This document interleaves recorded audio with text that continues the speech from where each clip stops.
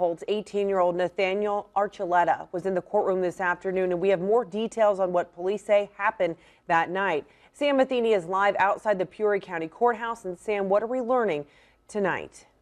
That's right. 18-year-old Nathaniel Archuleta was being charged on 3 separate charges: involuntary manslaughter, first-degree murder, and unlawful possession of a handgun. Now, his detention hearing was delayed until Wednesday, but prosecutors did present some evidence in today's hearing.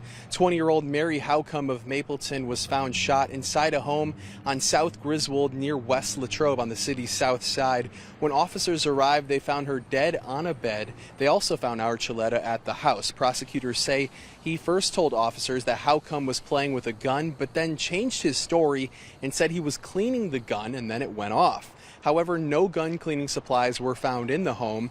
Archuleta also told police that Howcomb had texted another man that he left, so then he left the house to cool off. Prosecutors say a magazine matching the gun was also found in Archuleta's vehicle. Now, the detention hearing, like I said, was pushed back 2 days. They'll return to court on Wednesday due to evidence that still needs to be collected. That's when the judge will decide whether Archuleta will stay in jail until his trial. Reporting live in downtown Peoria, Sam Matheny, 25 News.